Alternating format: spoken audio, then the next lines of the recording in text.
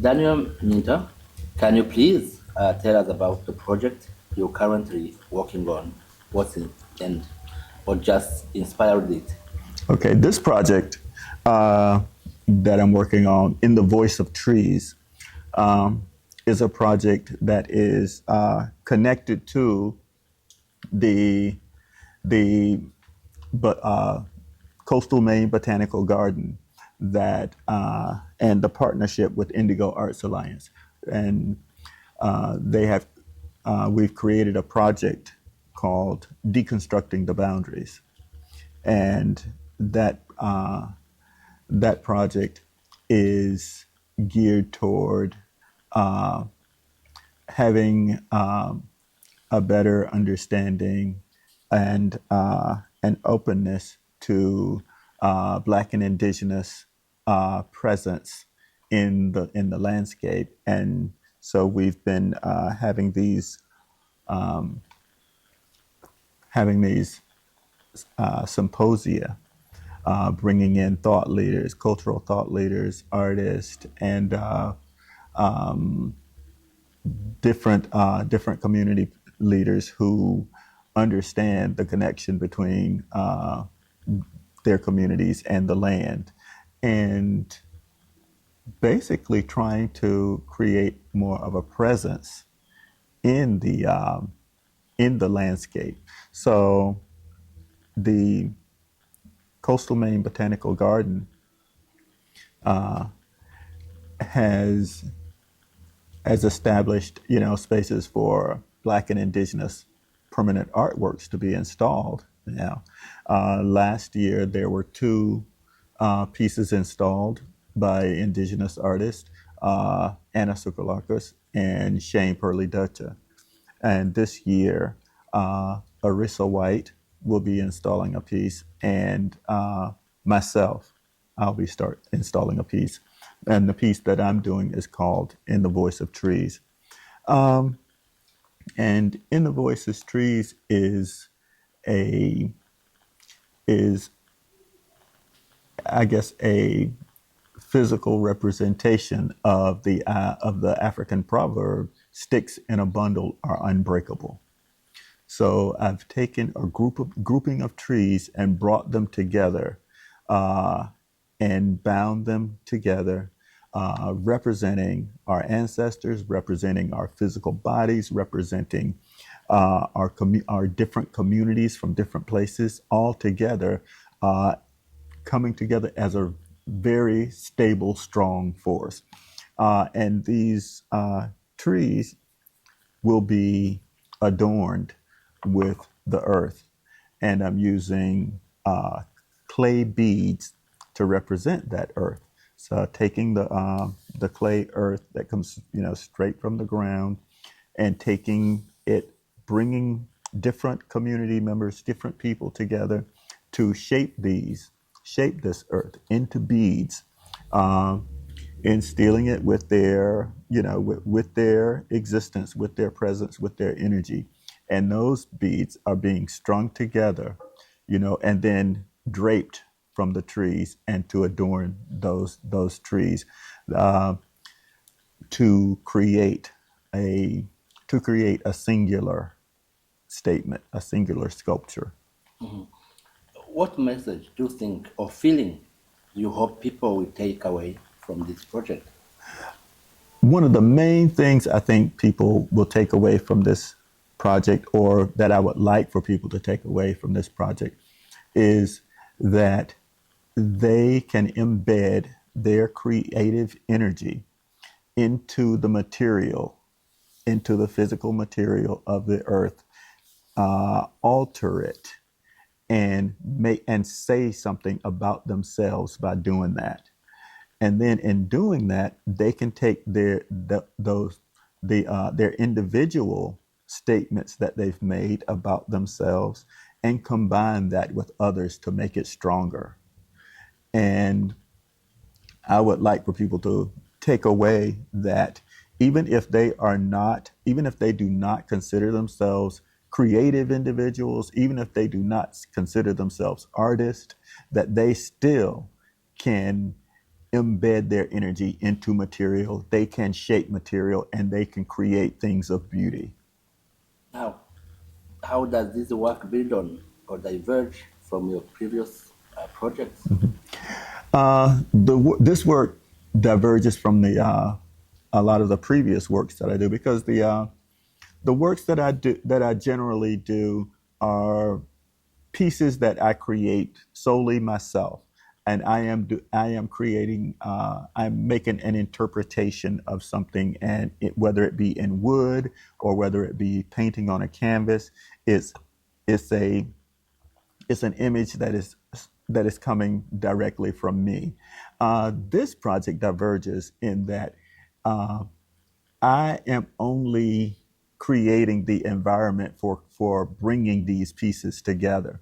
And this piece is a manifestation of the ideas, not so much not so much a work that I carve on or paint on or do or sculpt myself.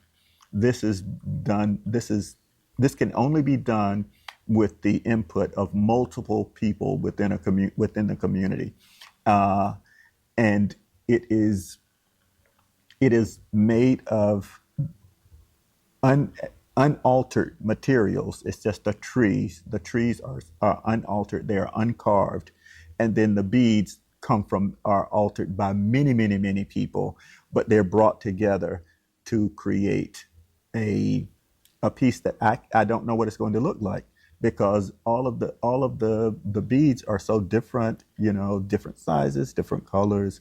Um, I won't know what it's going to look like until it's done, and in this way it diverges from the works that I generally do, where I know exactly what they're going to look like. Daniel, you often speak about our shared humanity and the importance of community in the face of oppression. What does community mean to you? Community. Well, I have a that's a very easy question for me. What community means for me, because I feel that it has been super important to me all my life. I grew up in a family with 12 brothers and sisters, and so when you grow up in a big family like that, what role you play within that family. You have a place within that family. There's something that you do, and that because your elders tell you that you are a representation of someone earlier, who they may have known, but this place that you hold, this originality that you bring to this group is important. All my brothers and sisters are different. They hold different um, they hold different things for me. I go to my brother, one particular brother. I go to him for a particular thing. I will always go to my sister, my sixth sister for this particular thing. I'll always go to my first sister for this particular thing. I'll go to my sister who is next to me in age for a particular thing. So that is how community works. Everyone does not have to do the same thing. Everyone does not have to be alike. And and you work with those differences. You work out any disagreements and fights and things that you may have. You work those out because you know that you are all needed within the whole. And you take that outside of your home. When you leave home, you carry that with you. If it has been instilled in you properly, you take that with you, and you treat your neighbor in that way. You know that your neighbor is different from you, and you know that your neighbor's life is just as important as your own, and you know that your neighbor is doing things that are important, and you try to do things that benefit others. Of course, you want to do things that are good for you, that will work for you, but also you want things at the same time to benefit those people around you. Putting those things into practice is what community is to me. whether it be the simple act of taking your neighbor something from your garden, that you have grown, or helping them push their car out of the snow. It's knowing that you're not in this world by yourself, and that you have a place. You belong. Yeah. Yes. In your view, Yes. what are the key commitments we must make to each other to build enduring and supportive communities? The very, very first thing that we have to do, is recognize the humanity of each other. We have to recognize each other and acknowledge each other. Um, the It's a very simple thing to say hello to another person. Easy thing to do. But when you say hello to someone, you are acknowledging that you're occupying the same space, that their presence is noticed, is seen. That's the basic thing you can do, and you build up from that. That's we have to realize that we are not in competition with each other. That there is enough for everyone. That we do not have to own all of the things. You know, uh, that there is enough for everyone. We And that just because you share something does not necessarily mean that there will be less for you. Now, how can art serve as a bridge to foster unity among people from different backgrounds? Yes, art can definitely, serve to connect people from different backgrounds. Um, Firstly, art will art communicates communicates to others without language. You don't need to understand a person's language to understand the imagery and the style and or colors about them, and that can be communicated through art primarily. Firstly, then you may also communicate values through art, uh, as uh, as uh, as people who you may not know or understand um, begin to express themselves through their art, you begin to understand a little bit more about them. It's a very visceral way of communicating uh, uh, values, personhood, vision. Yeah. So art is, and by art I mean art covers such a wide category of things. Food, sharing food with someone who you do not know anything about. You begin to learn something about them when you share food with them. And we know that we put a lot of our beliefs into our foods by the choices we make, in the types of things we grow, in the ways that we spice them, in the ways that we even present them to another person. We put a lot of ourselves into that. In the ways that we make our music. When we sing, we say something about ourselves when we sing, and that communicates to other people, others who we may not know, who we may not understand. But when you hear their voices and you hear the things that they value within the tonal qualities of their voices, you gain understanding through that. When you are able to speak to someone who you do not know, You are, I mean, you're making a bridge. You're building a bridge.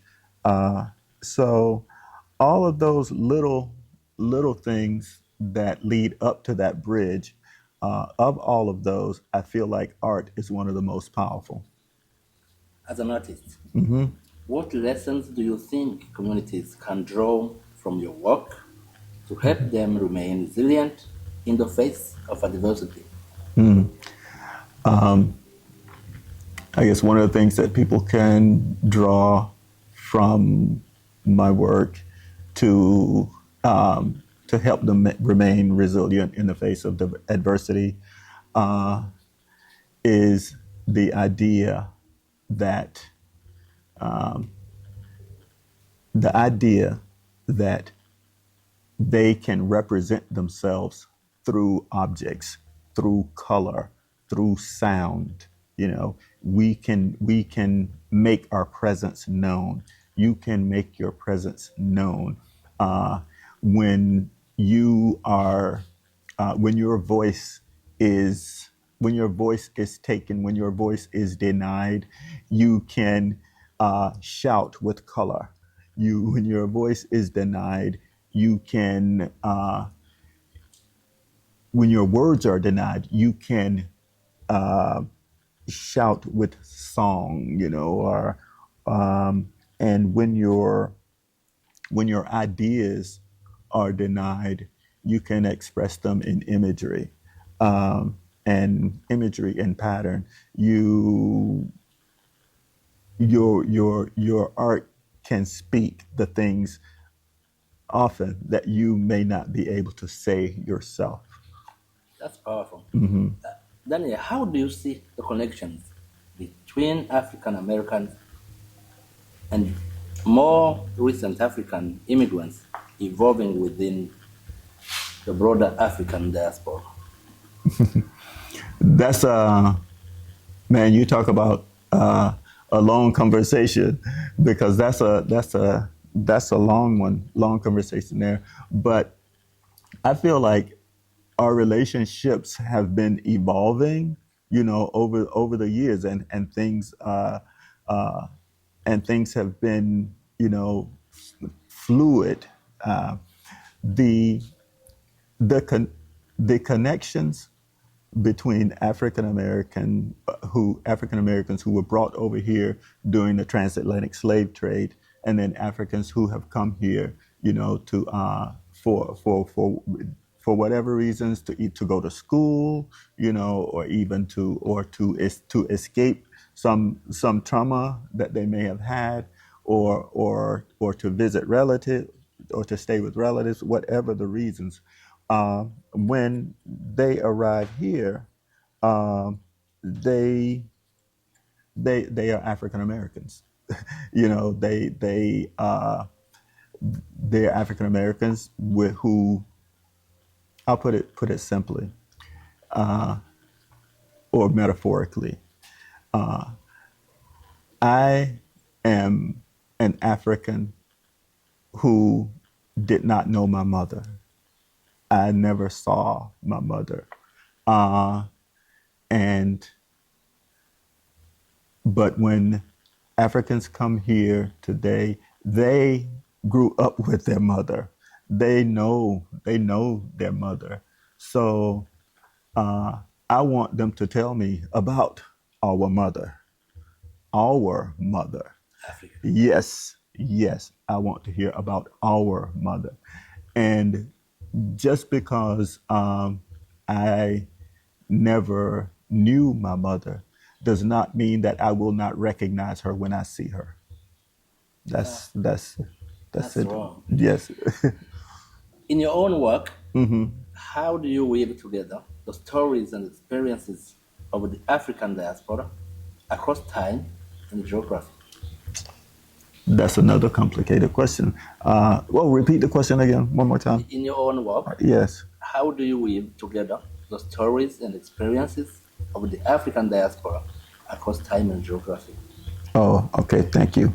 Uh, the way I weave concepts of the African diaspora across time, in my work is I go back once again to my family, and many of the things, many of the ways that I feel that I grew up, many of the lessons that I learned, many of the patterns of behavior that I was taught by my mother and my father, and the people in the community are the same as are the same as they are in other places in the African diaspora. And when I began to learn that, I began to value those things a lot more. I began to value the the way that the way that the people in my community, the way that they spoke. I began to value more the way that that they behaved, the stories that they would tell, and the cadence of those stories. I began to appreciate that a lot more the more I saw it in different places in the diaspora. And I began to realize that, oh, these are not the ways of these are not necessarily just the ways of a people in a small backwards community. These ways are things that we have been passing down and passing on, throughout the diaspora. So I began to include uh, those those types of things within my work. I would I would begin to include the people of my communities, the expressions, the body language of those, because because I realized that that language is not just from my community. That language is legible wherever wherever we are across the diaspora. And I've sort of begin to always incorporate that and find different ways of doing that, whether it be very direct and graphic imagery, or whether it be abstracted and done with patterns, but trying to find those that that rhythm and that aesthetic quality of line, color, shape that is reflected throughout the diaspora. What unique contributions do you think the African diaspora brings to conversations about community, healing, and the social justice? What I think the African diaspora community brings to that is a sense of unified struggle. That sense of unity that you have to have when you're in the diaspora, I feel is is even more powerful when it is seen from people in the continent who's still on the continent.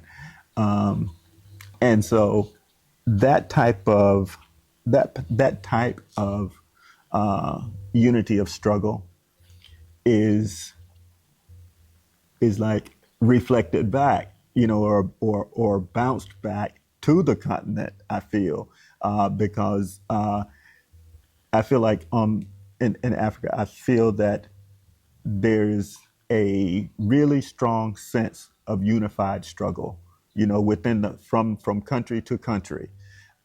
It may be difficult to pull it together, but I feel like the energy is there, and that sense of unified struggle is reaches across oceans. Now it reaches across oceans. Back in the in the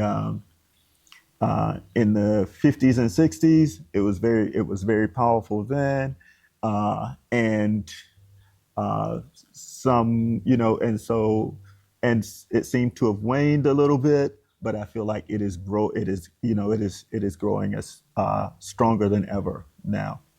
Then you now Mm-hmm. maybe this may appear personal Mm-hmm. and reflective. What really motivates you to keep creating art that focuses on unity and resistance? Mm-hmm. Wow, what keeps me creating artwork that focuses on unity and resistance? Because I know that if if we do not make our presence known, if we do not do the things that we need to do to strengthen ourselves, then uh, then we will be erased. We will be turned against each other. We will not. We will forget who we are. We will forget uh, our brothers. We will not. Will not recognize our brothers and sisters, and we will not even recognize our mother when when she calls to us. And that that to me is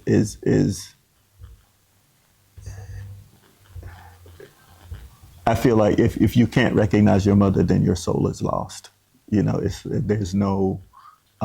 Very There's true. no way you can go home because you don't know where it is. Yeah, and so I can. That's why I continue to reiterate that over and over in my work in as many ways as I possibly can. And when we think about your own journey, what communities or people have helped you shape your vision? Wow, so many people have helped me shape my vision. It's like, where do I start? Okay, I'll go from the time when I was very young. My I feel as though the the the role of artist, or I won't use the word artist, but the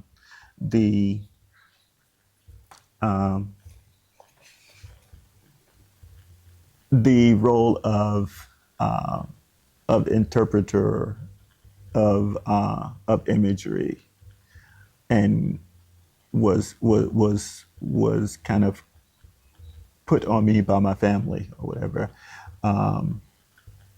I don't know if that will make a lot of sense to people or whatever, but I feel like I was shaped, to do the types of things that I do, and to fit the kind of role that I have by my family. And the people who, besides my mother and father, the people in the community, the carpenters, the farmers, I feel like I was shaped by them because they were always accepting of my way of looking at things, and they were always willing to talk to me, and and listen to me as well. Um, and then I feel like I had really good teachers, in school. The teacher that the teacher two of the teachers that I had in my school also taught every one of my brothers and sisters, including my mother, and she taught my mother, so she knew us really well.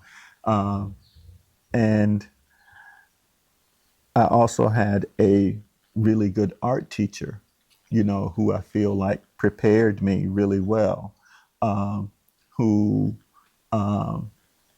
who prepared me to do work as an artist, you know, uh, before I was even out of high school.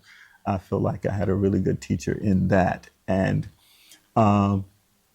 then I feel like I had really good mentors, you know, in the professional art world. Mentors is really having a mentor in the profession that you wish to be in, or in the role that you aspire to, is really important. And A mentor and someone who understands where you come from, you know, a mentor who understands where you come from and who understands, you know, where you would like to go. That's really important, and I feel like I had some really good mentors. One of the mentors I had was John Biggers, uh, David Driscoll. It's a really good mentor. Ashley Bryan. You know, those are people in the area will know David Driscoll and Ashley Bryan. Ashley Bryan was a painter, artist, children's book author. David Driscoll was an art historian and artist, painter. And I feel like they were really good mentors, and I feel like you need mentors in multiple stages of your life, in your life and development. A young a young person in their 20s needs a mentor that's older. A person in their 40s needs a mentor. Even me now in my 60s, I need a mentor, you know, because uh, different life stages are are better are better faced when you have someone who has gone through them, you know, in your life. So those are the sources, you know, that have helped me and prepared me. One can ask, what gives you hope in this moment? In this particular moment, wow, man, there are so many things that give me hope, you know, because okay, I'm the kind of person who who looks at something broken and says, we can fix this better. You know, we can repair this and make it better. Okay, so I look out in the world, I see so many things that are broken. And so in that I see so many opportunities to repair things and make things better. So that kind of things gives me hope. I mean, I'm not saying that I like seeing things broken. No. Uh, I'm just saying that when when we are in a situation where everyone knows that their community is being stressed, you know, I mean, we went through this pandemic. We had stress. Our community has not recovered, and now we are dealing with a different kind of stress, you know, in the governments of different countries, trying to pit people against each other in order to control them, and and in doing that, they are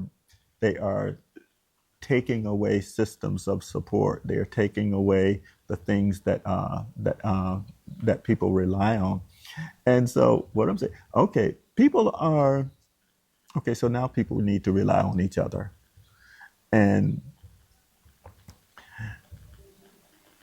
I don't see, I don't see those events as hopeful, but I do see them as an opportunity for people to take a closer look at what is really important to them, and to know that the smallest thing that they do for another person can be beneficial. Yes. Yeah. Good. Okay. A message to the world. Wow. You know, I'm not I'm not so sure I have a message to the world, because that's kind of wow. Uh, that's kind of presumptuous of me to think that anything that I have to say would benefit the whole world. But I know I can say something that would benefit one person, you know, an individual in front of me, and that is hello. Daniel Minta, thank you so much for talking to Amjambo Africa. Thank you. Thank you. Always welcome. Thank you so much.